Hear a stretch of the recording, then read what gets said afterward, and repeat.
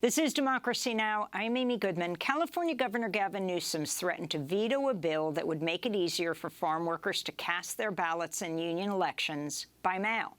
Newsom made the announcement Friday as hundreds of farm workers concluded a 335-mile, 24-day march to Sacramento to pressure Newsom to support the bill. Participants in the march included Irene Garcia of the group Líderes Campesinas and the farm worker Virginia Maldonado. I have been working in the fields for 6 years. I march because without this law passing, it is difficult for us to exercise our rights. The governor should know that we are essential for our work in the fields. Buenas tardes, mi nombre es Audelia Garcia. Good afternoon, my name is Audelia Garcia, and I represent Líderes Campesinas in California and Alianza Nacional de Campesinas. We defend the rights of farm workers. We want farm workers and agricultural workers to have the same rights. March was organized in part by the United Farm Workers. The labor union's planning to begin a 24-hour vigil today in Sacramento to pressure the governor to sign the legislation. Newsom has not ruled out signing a revised version of the bill, but his office said, quote, "We cannot support an untested mail-in election process that lacks critical provisions to protect the integrity of the election." The governor announced the veto on Friday, the same day the wine company he co-founded with the billionaire Gordon Getty announced it had just purchased a $14.5 million vineyard in Napa County. We're joined now by two guests. Teresa Romero is president of the United Farm Workers, and Irene de Barraicua is the Director of Operations and Communications for Líderes Campesinas, or Farm Worker Leaders, which works with female farm workers. We welcome you both to Democracy Now! Irene, let's begin with you.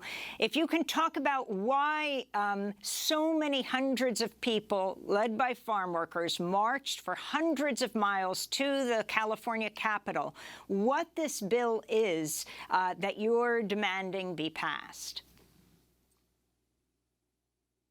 Hello, good morning, Amy, and thank you for having me. And definitely, after the past 2 years of this pandemic, right, where farm workers were deemed essential, many of the issues that farm workers have faced for many years have been brought to light at a global level. And so many of the farm workers also understand that their voice means so much. They need to lift their voices. And so this march, what it represents is sort of this ongoing fight to obtain the rights that they've never had. I mean, they are some of the most at-risk workers.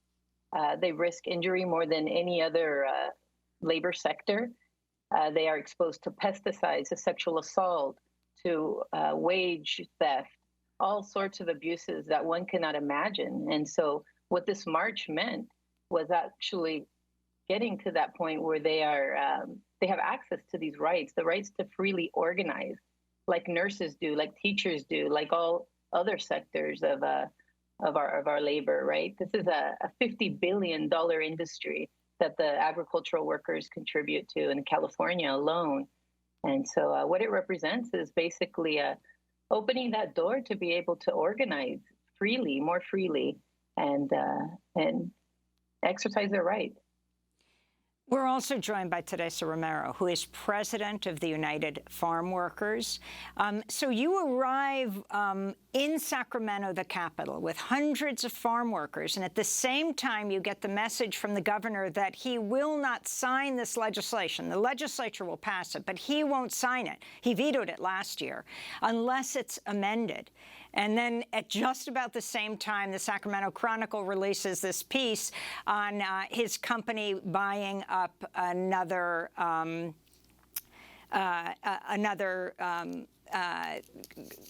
vineyard in Napa. Vineyard. The significance of this, Teresa. You know, unfortunately, it was a big confusion because then he said that he had not indicated he was not going to sign it. We have been in communication with his office since we started the march. Like you said, we marched 335 miles. On Friday, we had thousands of people join us at the Capitol.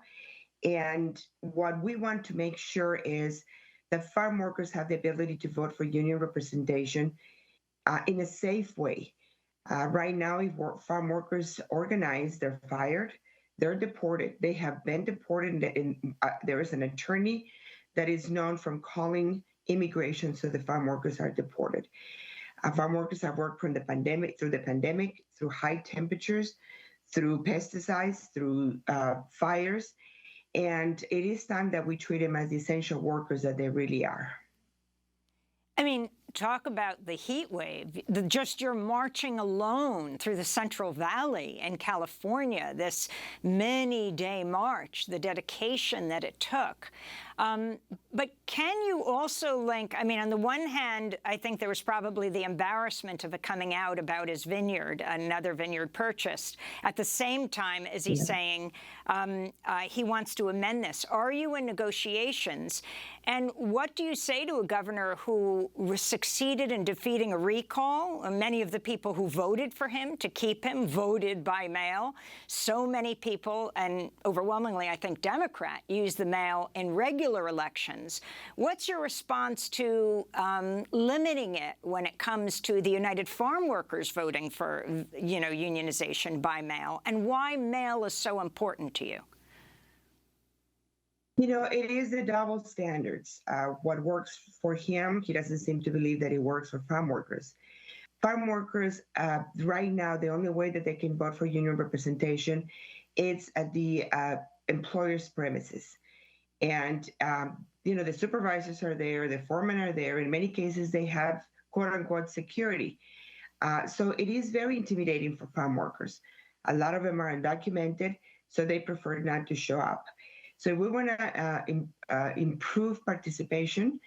We want to give them the options of voting for union representation. If they do it from the comfort of their own home, and then they either deliver the ballot directly, if that's what they want, or mail it, they're safe from retaliation because nobody is going to know, even if they voted. And we had farm workers joined us in this 24-day march who work for union companies, but they're doing it because they know what other farm workers go through and how intimidating. Just think about it. In many cases, you have several family members working in the same farm. If one of them starts organizing or asking for their rights, then not only that person is fired, but the entire family members are fired. So they risk a lot just saying that they want union representation. Irene de Barraicua, can you talk about the conditions on the ground even further that farm workers face, and particularly women? Yes. So what Líderes Campesinas is, we're composed of women farm worker leaders, victim advocates. And so usually what we see is a tremendous fear of women that face sexual assault, harassment in the field, and they're scared to report. And as Teresa mentions, many times the retaliation is the biggest fear, and deportation, right? So many of the women stay quiet.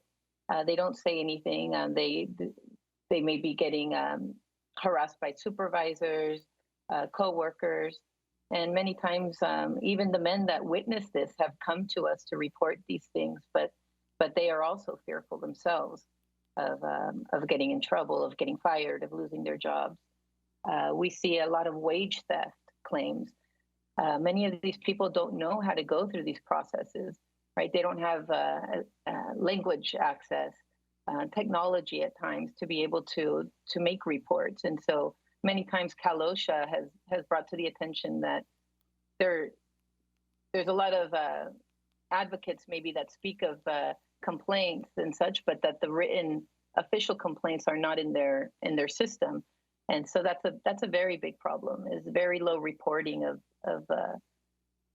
what's happening in the fields. We see a lot of exposure to pesticides. There's pesticides being sprayed at the time that people are working out there, when there should be an alert system, right? People should not be working for several hours when pesticides are being sprayed.